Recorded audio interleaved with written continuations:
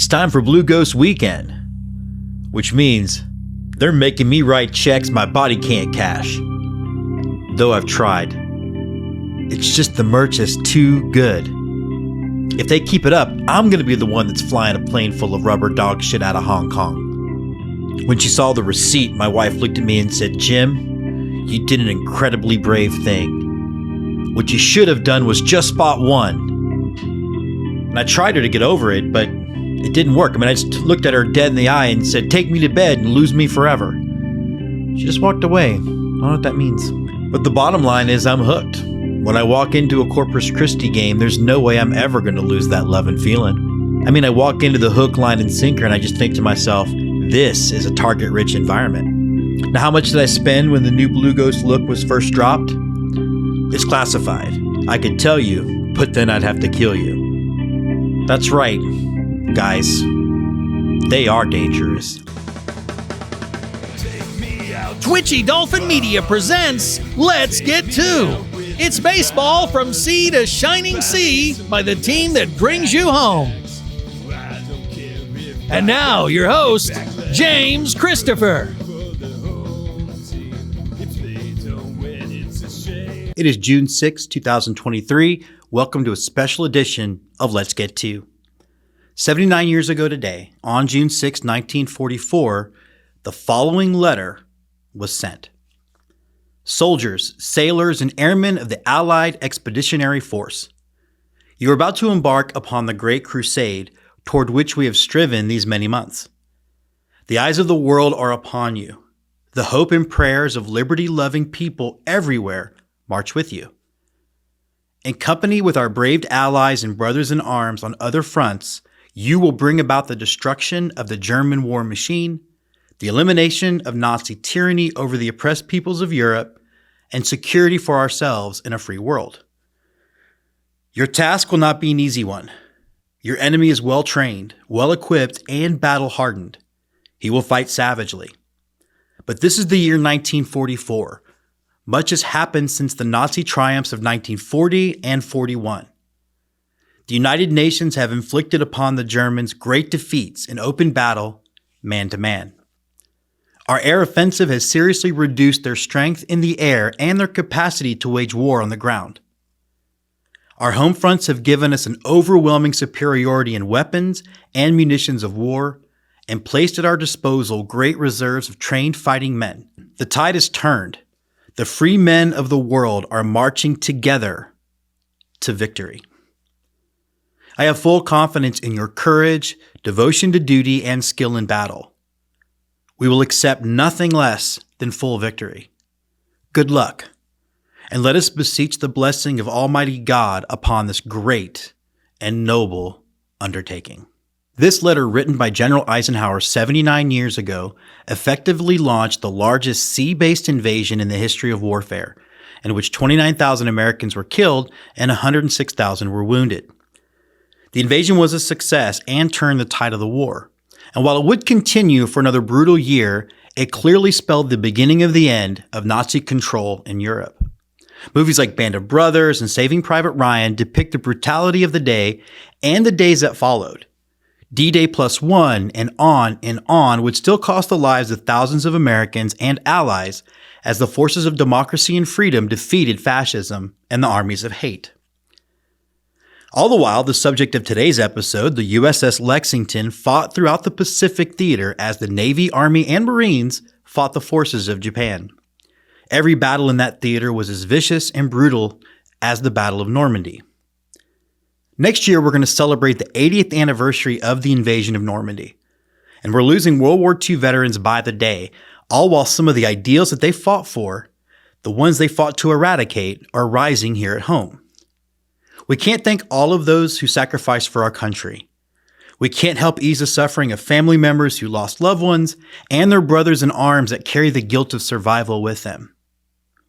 The best thing we can do, the thing we must do, is stamp out the intolerance, the hatred, and the fascist ideology when we see it start to rise here at home. The 82nd Airborne shared a photo of World War II soldiers with a captured Nazi flag, juxtaposed to a guy in 2017 doing a Nazi salute in an 82nd cap with the caption, anyone can purchase a hat, valor is earned. We're seeing some of those same ideas rising here at home. And the best thing we can do is honor their sacrifice of our lost warriors is to stamp it out when we see it. We do not want to let the blood spilled in Asia and in Europe go wasted. On the St. Louis team, we have who's on first, what's on second, I don't know's on third. That's what I want to find out. I want you to tell me the names of the fellas on the St. Louis team. I'm telling you, who's on first, what's on second, I don't know's on third. Do you know the fellas' names? Yes. Well, then who's playing first? Yes. I mean, the fellas' Who's names on first? The Let's Get To team of the week. And so we're back here on Let's Get To. We're at Corpus Christi with good friend of the show.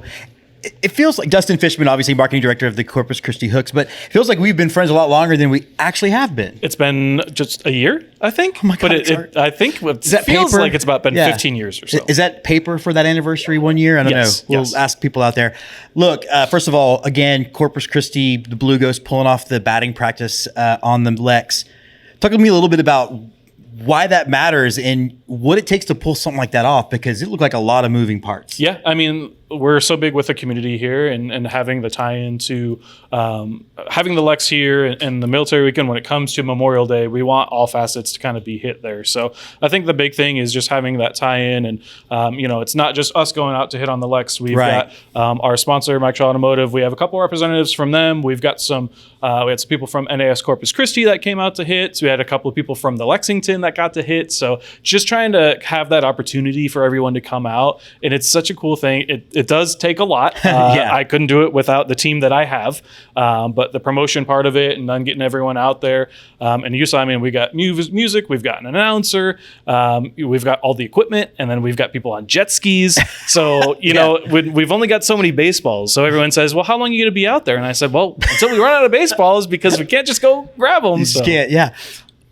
Somebody was asking me, because we have some friends joining us at the game, and they're like, what time does the batting practice start? And it wasn't on the website. And I was trying to explain to them, because every day is something different. So how do you start to prioritize, and what can we look forward to next because you guys have a little bit of a break? Yep. And then by the time you're back, which is by the time this episode draws, what else can we look forward to this season? So we've got Cumbia's weekend coming back. So we debuted last year as the Cumbias. I'm trying to think what else.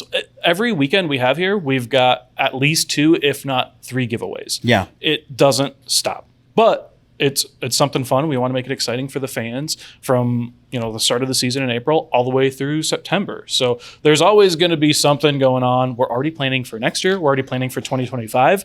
It doesn't stop, but we have to keep going because we want to, we've got a certain standard here that we try to uphold. And it takes a lot from everyone here, but without that, we wouldn't be able to accomplish everything we do. I'm going to put some photos over this part of the interview because there's lines at every gate. You just don't want to see my face. No, of course I see how it is. Just for this little bit. But you guys do have a reputation. You do have a reputation for being fun, but there's also a very classy look to it. I know we're going to talk to the designer of this year's Blue Ghosts look in a second, but knowing that you guys are doing it one of the best in minor league baseball, I mean, how much pride do you guys take in that, knowing that there's a lot of teams that kind of phoned it in a little bit?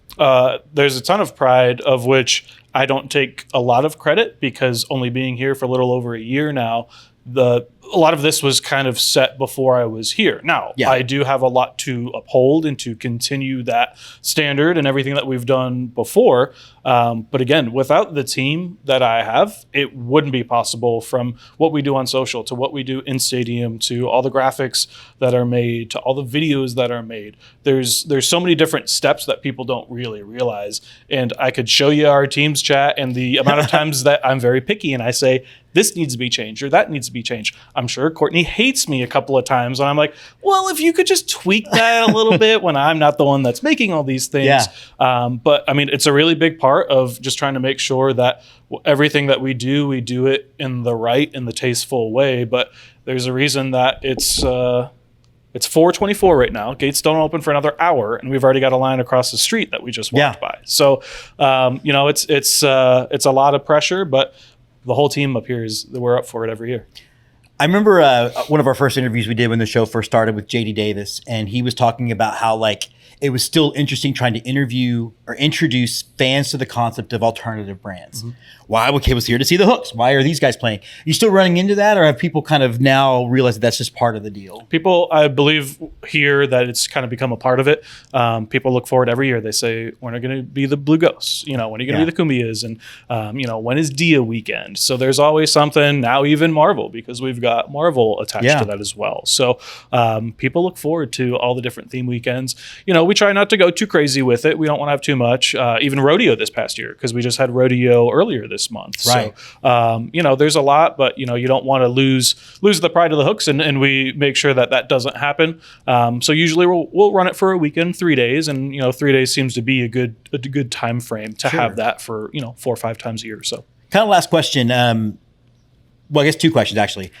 We're going to be out here in August. We're bringing the world famous Eric the Peanut Guy.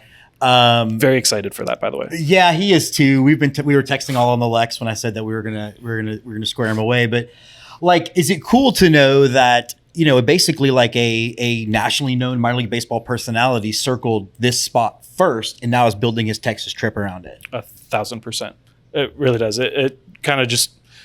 There's a lot, like I said, that we do that goes in every single day. So to hear those stories and to know that people are enjoying it and coming out, it just, it's nice for us. That's a little, pat on the shoulder that we don't always give ourselves. But, it's nice to take a step back and realize that what we're doing is impactful. Yeah. Last November, you hung a different one up. As a member of the organization, and out front, you have a sign. I think there's 14 players that played here that won a World Series championship. Where does that fall in as far as, because I know minor league baseball is a lot about it. It's not what happens on the field. You can't control that. Correct. Where does this fall into the brand of the Hooks? It's a big part of it. We had a lot of things planned this year that got scrapped come November. So it was, again, hard on our team, but we were up for the challenge to change a lot of things. We had a whole different jersey series planned. We've kind of put that on the back burner. So there's a lot of things. Jessica's excited that our wallet gets a break. So, but there was a ton of it. And like you said, if you go outside the ballpark, inside the ballpark, there's so many different areas where you see not only those 14 guys that were on the World Series roster, but the 150, 160 plus now that have, made it up to the big leagues. So, we take a lot of pride in being an Astros affiliate and being owned and operated by the Astros. And they're a big part in everything that we do here. So to be able to kind of share that too, and be able to have the opportunity to go up there and take that in, it's awesome. So we just want to make sure that, whenever you're looking around here, you still get to see this and still get to appreciate it all, because at the end of the day, we're still a representation of them and the guys here. To have 14 guys on a World Series roster that all played here is hard to find. So, and this year, I think we've got some more that you'll probably see, hopefully claiming that same title somewhat soon. I hope so.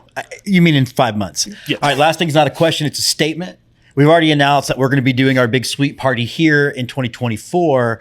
I'm just saying that 2025 is the 50th anniversary of Jaws. There's not been a good theme night for that. I'm happy to come help. Courtney and I can work on what do you think? I think there's a chance. 2025 is going to be our 20th anniversary, so maybe we'll just become Jaws. We'll just become the Corpus Christi. You heard it Jaws. here first. All right, thanks, Dustin, for everything you've done, and thanks for jumping on. Let's get to it. This time from the bleachers, we're on the flight deck. So Memorial Day means a lot of things to a lot of people. One of mine and Jessica's favorite traditions is to load up the car and head to Corpus Christi for Blue Ghost Weekend. A weekend dedicated to both the USS Lexington and all the service men and women who paid the ultimate sacrifice to keep our country free. So we loaded up the car, we got the dogs ready, quick stop at Buc-ee's of course, and then it's off to Whataburger Field, home of your Corpus Christi Blue Ghosts, the AA squad for the 2022 World Series champion Houston Astros. Now we love this ballpark so much. Great sight lines, it's got great views beyond the outfield, which is so important. The Bay Bridge over right field is iconic. It's a perfect place to spend a Memorial weekend, experiencing this most American of pastimes on this most American of weekends. The video board was flashing animation derived from the new Blue Ghost look. After years of letting the iconic tattoo-inspired logo represent the Blue Ghosts, something that reflected patches that might be worn on a naval aviator's jacket. It was marveling at this new look that I absolutely adore that I remembered. Blue Ghost Weekend doesn't just start when a kid yells play ball. It begins hours earlier on the deck of the USS Lexington. Two carriers had the name the USS Lexington: CV-2, which was sunk at the Battle of Coral Sea, and CV-16, the ship that we encountered, an aircraft carrier so big at its time it was able to carry 110 Navy aircraft. It's an impressive sight to see as you walk up the gangway, and it's even more impressive when you think about how much bigger aircraft carriers are today. Literally floating cities. Now when you walk in, it's fun to see a reference almost immediately when you see some baseball paraphernalia from members of the crew on the Lex. As we talked about time and time again on this show, baseball is often a port in the storm for servicemen and women when they're far from home. It's like walking into a Catholic church for somebody that's Catholic. Even if it's in another language, in another place, it's familiar and it connects you back to your roots. The lower deck of the Lex is filled with old planes and memorabilia from the ship's duty during World War II. The Lexington, nicknamed the Blue Ghost, earned this name when the Japanese, knowing they had sunk the first ship, didn't realize the second one was built and thought this one was resurrected, hence Blue Ghost. Now the action's on the upper deck, and there you're going to find an assortment of American combat aircraft representing many eras of naval combat aviation. My favorite jet is the F-14, because I'm a kid of the 80s, and this one comes complete with two famous names painted on the cockpit. Pete Mitchell, what a rascal. Now across the way sits the FA-18, the longtime anchor of the modern Navy fleet. It's a diverse multi-role plane that's capable of both air-to-air combat and air-to-ground support. I think about as I look at the other naval aircraft that I wonder if the guy who suggested trying to land a plane on a moving or floating runway was like trolling somebody or maybe a little drunk and then woke up and didn't realize they took him seriously. Because I think you have to be half crazy. Now at the end of the deck is one of my favorite pieces of aircraft, the Cobra attack helicopter. I used to control its younger cousin, the Apache. But the righteous might of American democracy wasn't what brought us to the Lex that day. It was these guys, the Astros of the future, gathered on a deck for the coolest of traditions, batting practice on the Blue Ghost. I've spoken on the show a bunch about how much the anthem at a ballpark means to me. Standing on the Lex, the anthem was different, knowing that I was standing on a piece of history where my forefathers of the military served and some of them died trying to protect our country from the Japanese expansion. It was more than humbling raising my hand in salute. The event started with sponsors and servicemen of the Naval Air Station getting their hacks, and they clearly had some fun, and the Hooks players cheering them on was super cool. But when the future Astros got up there, the ball off the bat looked and sounded not even a little different, a lot different. Bomb after bomb was hit into the bay. The guys cheered and goaded their teammates, acting like a bunch of kids as each rocket was launched. My hope is that for a second they forgot that this game isn't just a business, but supposed to be something that's fun. And for those justifiably worried about the environmental impact of such a display, it turns out baseballs float, who knew, and then there were Hooks front office people on jet skis riding around with fishing nets. All was well and it looked like they were having a blast. We had a quick lunch at Blackbird's and then it was off to the ballpark to finally get to see the greatest game ever invented. As mentioned, the Blue Ghosts have a great new look this year, courtesy of COURTNEY GATLIN, and as you might expect from this organization, there was plenty of terrific merch available at the old hook, line, and sinker. Looking at the amount of Hooks gear I have, you might say I've swallowed their brand, hook, line, and sinker. It all looks so sharp and fresh. In an industry with room for all kinds of brand strategies, looks, and identities, I'm glad that the Blue Ghost new logo came out as clean as it did. The use of the flag insignia made famous on all-American aircraft on the sleeves is such a subtle, great touch. Today the game has been perfect, giving us everything we wanted, everything I needed on this weekend. A time to reflect on friends who didn't make it home, a time to enjoy some time with my wife and family, and some time to enjoy all of the things that this country has given us.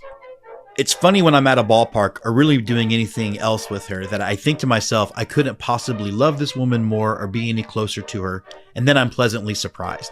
It was always fun getting goofy with Nathan and Shelly. It was great to see Blaine and Sam and Brett, some extended family, and it was so cool that we just happened to be in Corpus at the same time. And I wasn't hating the yummy Blue Ghost drink. Is it still a boat drink if it's named after an aircraft carrier? I don't care because it was yummy. The fun sign that really identified where I live. The only BS I need is baseball season. Amen to that. I truly hope that all Gold Star families and brothers in arms who lost loved ones were able to find some level of peace and comfort this weekend. The Hooks got a win, and for me, so did the Soul. Major fun. Major fun indeed.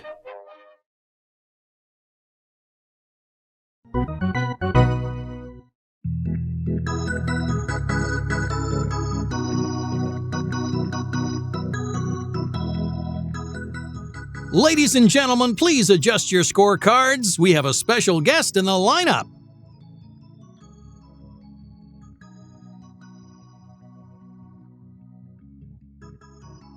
And we're continuing looking at the Corpus Christi Blue Ghosts, and we're with the mind behind this year's look. She is COURTNEY GATLIN. She is the Senior Creative Services Manager. Yep.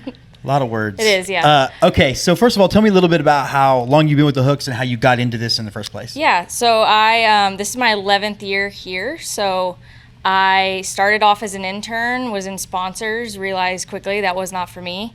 Became the community outreach coordinator, and then gradually started doing more and more graphics until all of it was handed over to me. So now I am in charge of all the creative services. Wow. And so... Yeah. What's it like to play in this sandbox? It's a lot of fun. A lot of fun, yeah. A lot of freedom and getting to do what we do here, and especially making logos for theme weekends for Corpus. It's trying to get the community involved in everything we can do. And you're Corpus native, so I am. The Lex being part of the fabric here was something you were familiar with. And I'm not saying this just because it's Blue Ghost Weekend. It is my favorite place in Corpus. Has always been since I was little. I actually have already heard that. Did my research. I was efforting some information. I knew that already. Yeah. So, funny story. I joked with Dustin sort of in the interview right before you that awkwardly you watched, but people watching this don't know that.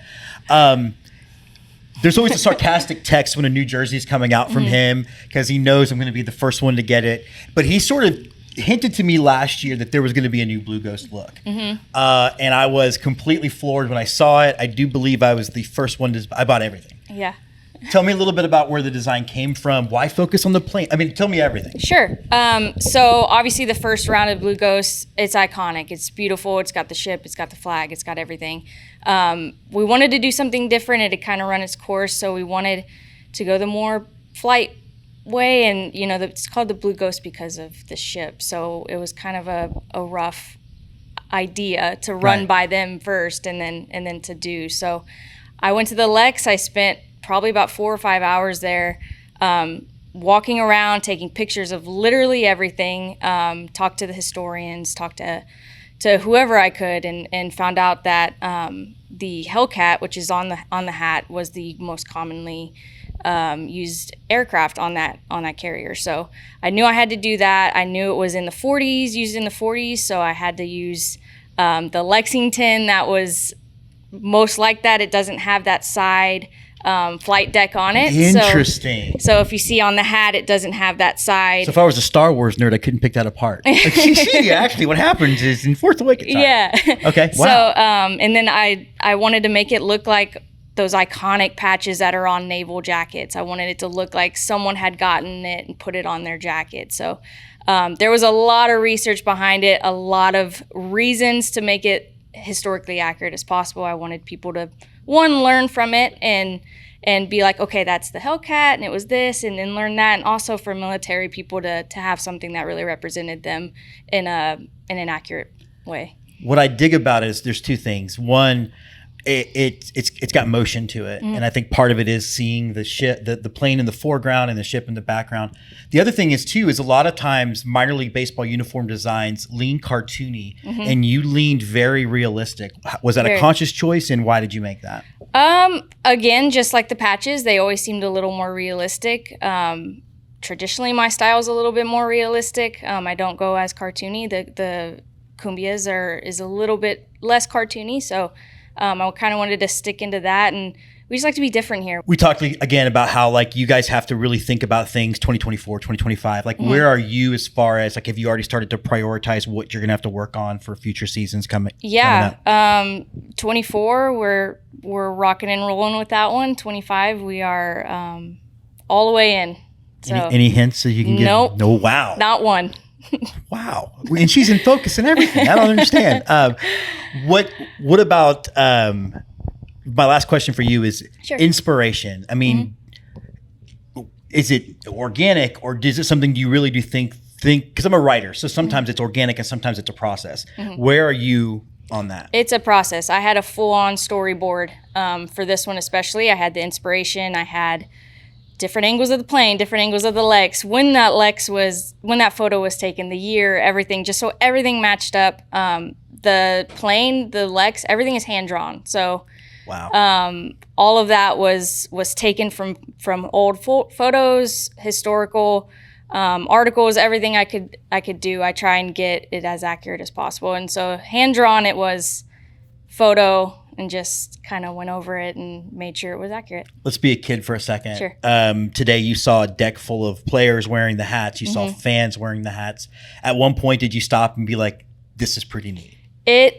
It's the most amazing feeling in the world.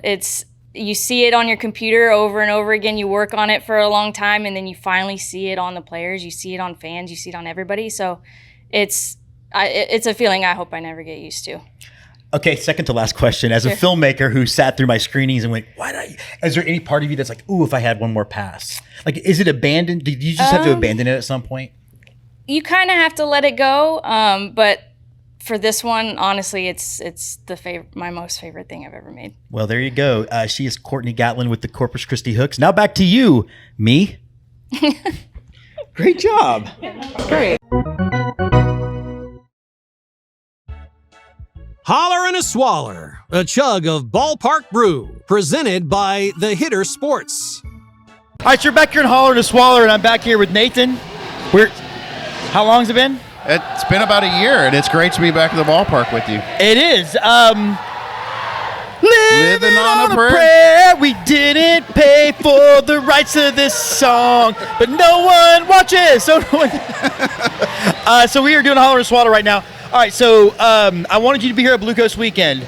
Tell me your impressions. Did I oversell it? What do you think? No, it's fantastic. If you're a baseball fan, this is a great weekend to come down here.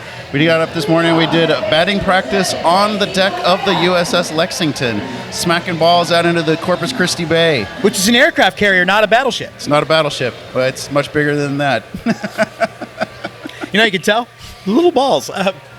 I have to ask, this is a question that's probably going to come out of left field. Your dad, very big history guy. Does part of that feel like a connection to you, to him, things like this? Yeah, absolutely. I mean, it's Memorial Day weekend. We're honoring the military servicemen who've given their ultimate sacrifice for all of our freedoms, and it's very emotional in many ways. You're a veteran, very close and dear to your heart as well, the Lexington, for example, it served in many different wars and has seen battle, and it's very moving. It's very moving. Did you catch that there's a player on the hooks whose dad actually landed on the Lexington? How neat is that? That's amazing. And they were just talking about that, and fantastic. It had to have been forever ago because, I mean, that's still a diesel aircraft carrier, and I don't know how long it's been since those have been. It's been a while. I have service. A feeling, and he said it was before he was born. So he's at least in his 20s. Yes, carry the absolutely. 7. Let's talk a little San Antonio missions before we get out of here. Love to. New ownership group. Yes, very exciting. Talked about why you're excited about it. I'm excited about it because some of the biggest, most important sort of names in San Antonio are involved. And it's not just one owner. It's now San Antonio owned for the first time in a very, very long time. There's people like David Robinson from the Spurs. There's the restaurateurs, a lot of local businessmen, and I think most importantly, the lead investor is a very prominent downtown developer and has, I think, wonderful ideas for the downtown area in general. And I can't believe that with the Ryans getting involved as well, that it's just a stellar group of investors, all local, all people who are very tied to the city. And I think it's whatever plans they've got are going to be amazing. I'm looking forward to it. So we should see, I think, hopefully the Missions catch up to the rest of the Texas League as far as facilities and ability. I don't think the folks that got involved would have done it if the intention wasn't to make it a stellar experience. Well, I hope that happens, because obviously I know like the Missions are very important to you and Jessica. Even some of my first minor league baseball experiences, I saw a guy that played catcher for Texas steal home at the Missions. Big fat guy too, Geronimo Pena. Remember him? Oh yeah, absolutely. Yeah, I think it was him. Geronimo something or other. Geronimo Pena was a guy. So, all right. So this is, I guess, the end of this segment. Last question. You get to go to the Minute Maid Park. Yes, 2 games. How were you pissed off how crowded it is now that everybody goes? The crowds didn't bother me. Honestly, it was a wonderful experience. They've got I was blown away by the concessions, to be honest with you. I mean, it's like the variety and the expense. The variety, well, the expenses. It's a not a cheap date, that's for sure. but excellent food, great atmosphere. Honestly, the crowds were pretty well managed, I felt like, and so we had a fantastic experience. To the credit of the Astros, it's better than it was years ago. Like, they definitely opened up more exits, and because it was, I remember my brother Tim being really mad and yelling at people, "Where were you in 2013 when they sucked?" All right, that is this segment. This Holler and a Swaller brought to you by The Hitter Sports. Before we go, I am drinking a Big Stick Blonde, which reminds me of my high school dating life. And I have a classic Crawford Bock from Carbach Brewing in Houston, Texas. All right, Holler and Swaller, baby. We'll go ching.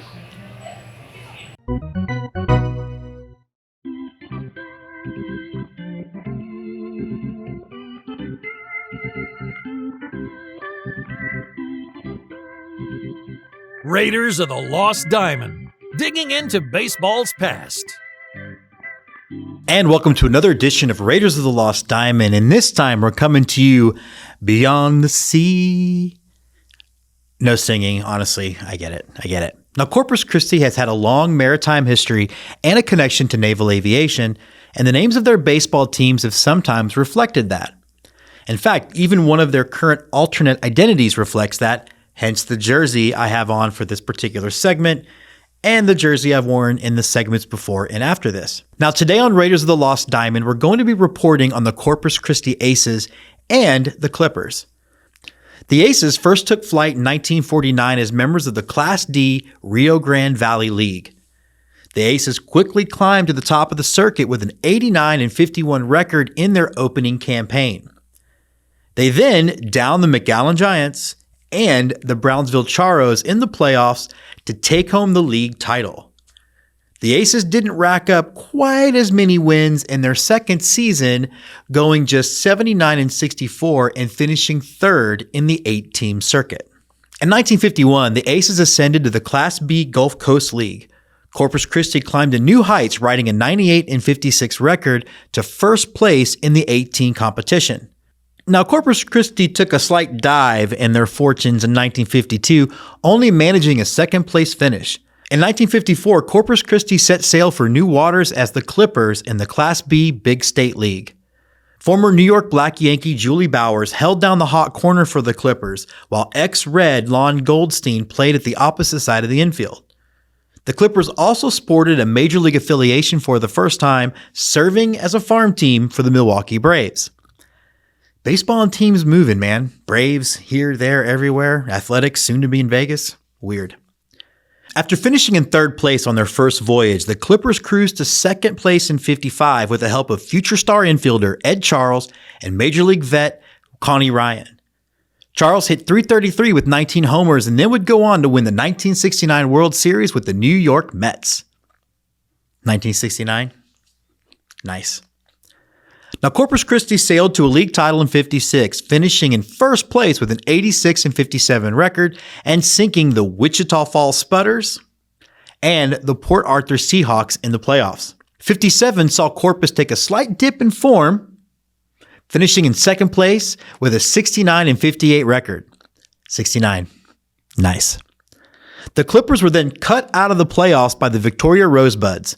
And alas, the 1957 was doomed to be the last. It was off to Davy Jones's locker with the Corpus Christi Clippers. The Clippers sank faster than a submarine made with screen doors.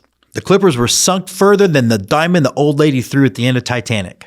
All right, that's the end of the segment. And fortunately for you, the end of boats going down puns. There's another one there, but this is a family show.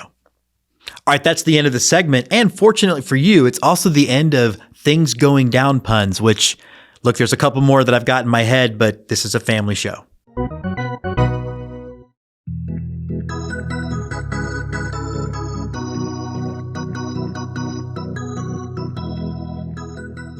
Ladies and gentlemen, please adjust your scorecards. We have a special guest in the lineup. And we're excited to welcome to Let's Get To our old friend, not old, but old friend of the show. John Fitzgerald is here to talk about something awesome. Now, of course, those of you who have been following the show know that I am a proud member of, and John is the head of the Irish American Baseball Society. Although I did do 23andMe, John, I'm less Irish than what my parents told me growing up. Can I still be in it? Absolutely. We take anyone, and you know, we don't think any less of you if you're not Irish or less Irish than you thought. Yeah, well, I'm still grappling it with myself.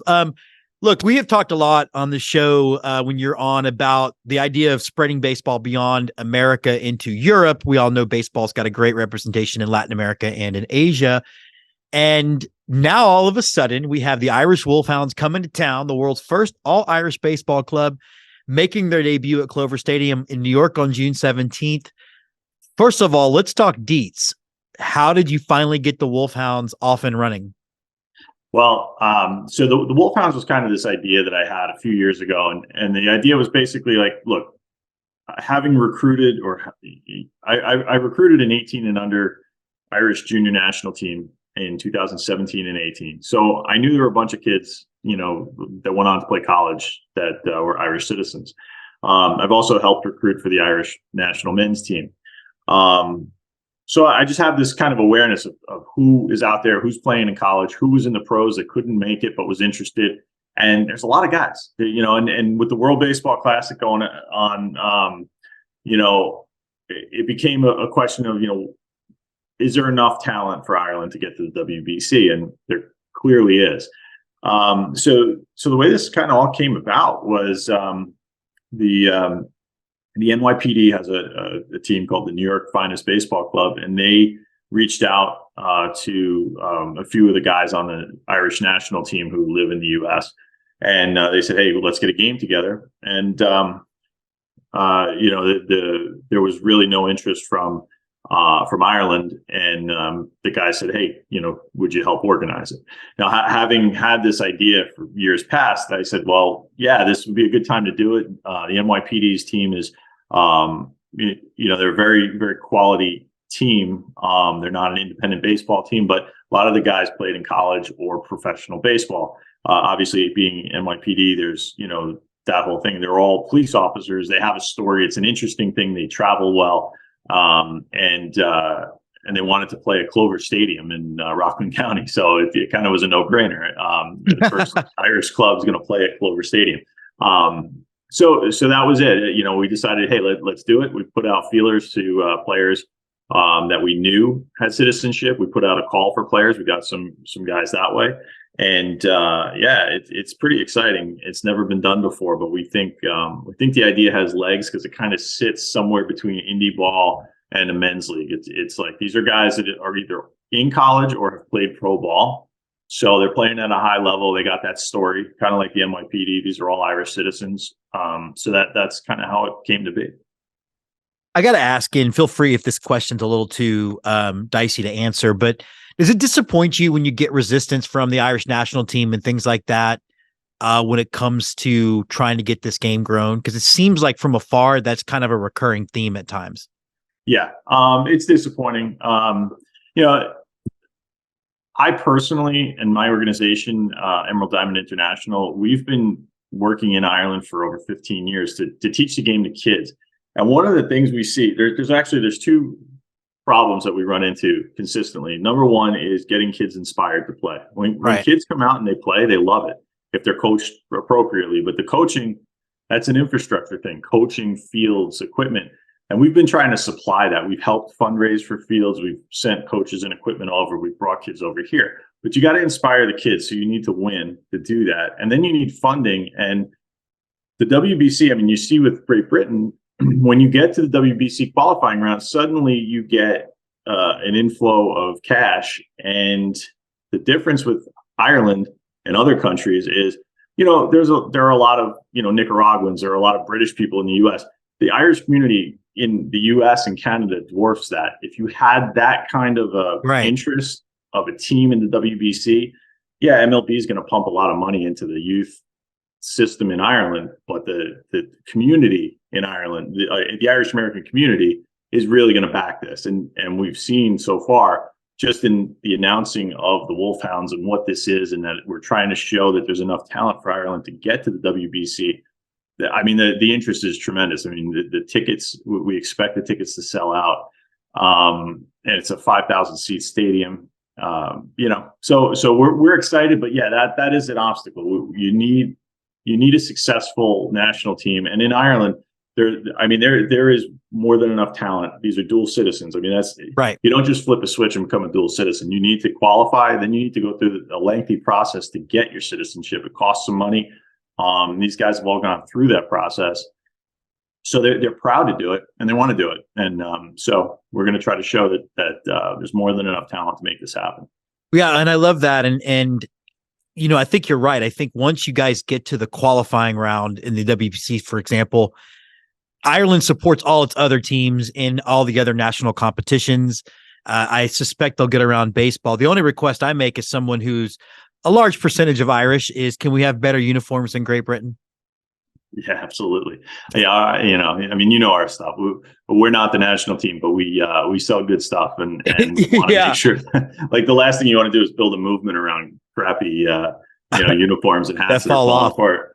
And the Great Britain thing, I don't even know how that happened. I mean, it's kind of unfortunate, but I don't think the guys on this team would stand for that. So I don't know they would either. So tell me a little bit about a couple of players then. I mean, who are some folks that we're going to get to see out there, and just how pumped up are they, and how long have they been working on getting ready? Well, I guess first and foremost, Ryan O'Rourke, who has pitched for the Irish national team, I believe once. He pitched for the Mets, pitched for the Twins. Bounced around minor league ball for a while.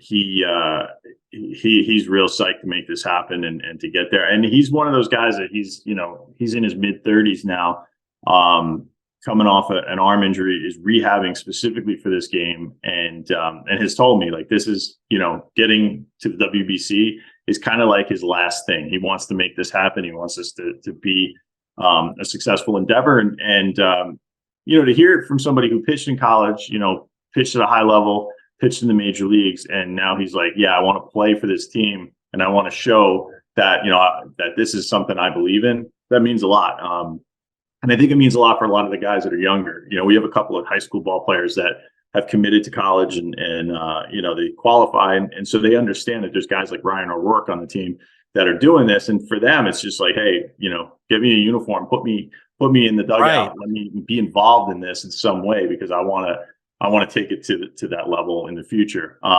We've got David Gallagher, Mike McGee. These are two guys that bounced around some indie ball. I think Gallagher had some injury issues, but I mean, if you look at his stats in the Pecos League, I think his rookie year, I don't want to quote stats, but I looked at it and I called him up. I was like, that was incredible. Apparently he had a shoulder injury in high school and played in college and was kind of like off the radar, and then he jumped into the Pecos League and just was raking for, like, I don't even know how long he played there for that first year, but you can look up his stats. They're impressive. And guys like Mitch Hillard, who is also McGee, who I just referenced, Gallagher and Mitch Hillard have all played for the national team.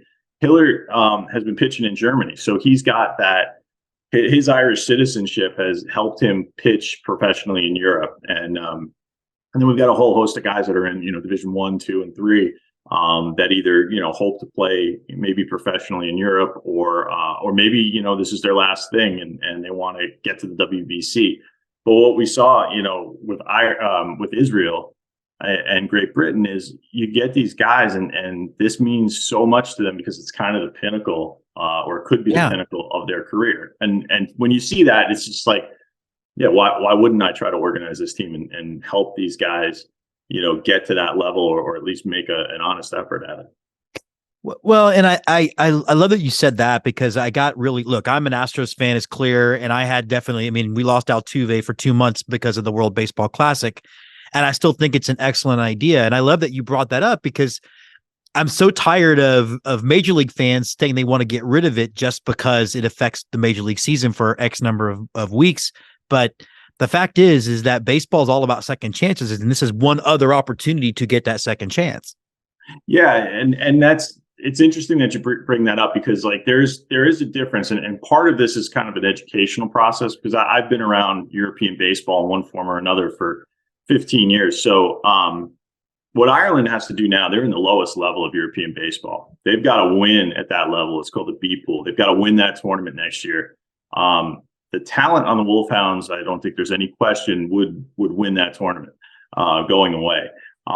Then they have to go to the A pool. Now that's where the Netherlands, Italy, Spain, Great Britain are. But they don't have to beat those teams because those teams, with the exception of Spain, they're all qualified for the WBC.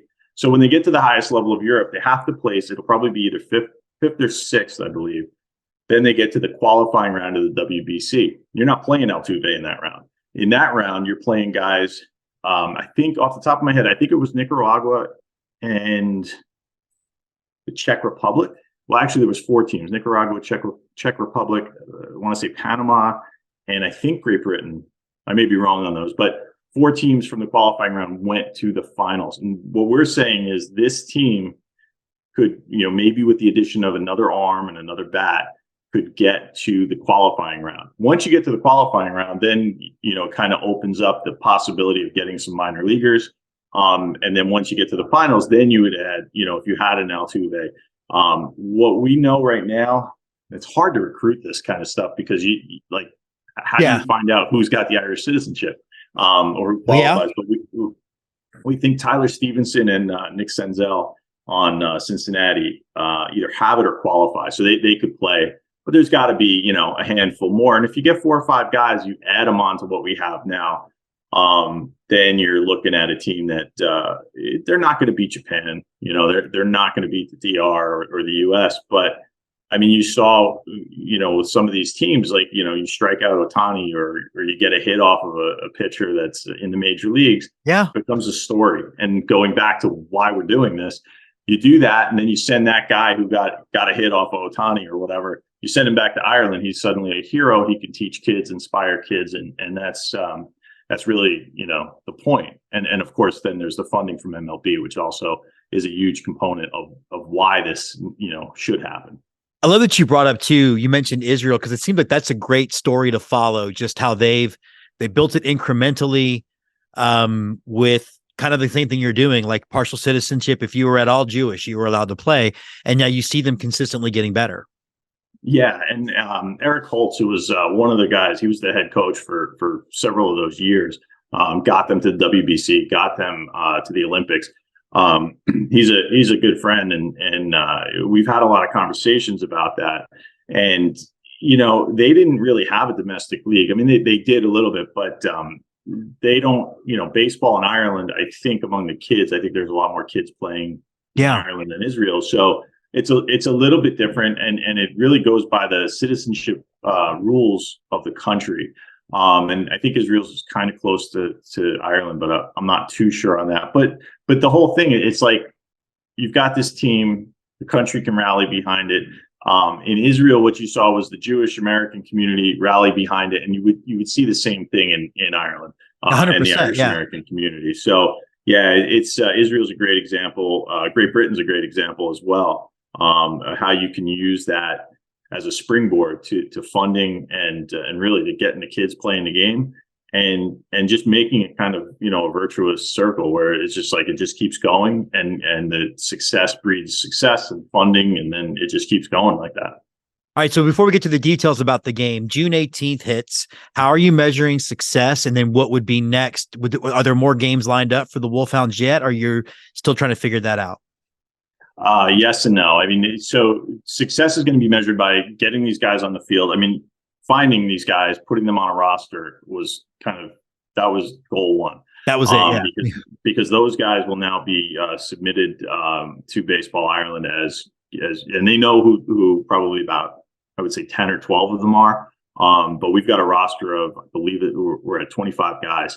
So there's a lot of talent that is relatively new, or maybe they haven't played for the national team for whatever reason. So that's phase one, is just, hey, these are the guys, contact them. This is where they're playing. And then we also have an extended roster of 4 or 5 guys that are in the pros or college that are interested but can't play for whatever reason. So beyond that game, I think there's been interest. I've been contacted by some teams asking if we would play another game. Now, the goal was just to get that one game off, show the world and show these guys who each other are. Let them make those connections, let them understand, what a successful team would look like next year.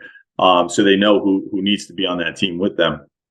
But down the road, I mean, we're looking at potentially adding more games this year. It's not an easy thing to do when, this kind of all came together in January and February, and then the process of recruiting just ended like last week. But yeah, in the future, the goal is to turn this into kind of like the Green Bay Packers on the road. So like a community-owned team. The Irish American community owns this. It's a nonprofit thing, and it travels from city to city. Maybe it goes over to Europe to play in some tournaments over there. In order to pull that off, it's going to require some, sponsor backing. But there's a lot of big Irish companies. I think Guinness is probably tops on our list. But we'd have that conversation with anybody. But yeah, I mean, the idea is these guys want to play, and we want to give them a chance to play. And they have an interesting story. And as long as we play in good ballparks and we play against good teams, and we play good baseball ourselves, then I think it's it's a show that people would want to see. Well, I'm definitely excited for it. June 17th, the Irish Wolfhounds Baseball takes on the New York Finest Baseball Club. He is John Fitzgerald. Make sure you look them up at irishbaseball.org. Get your tickets and sign up and join me as a member of the Irish American Baseball Alliance. John, thanks so much for jumping on Let's Get To. Thanks, Jim.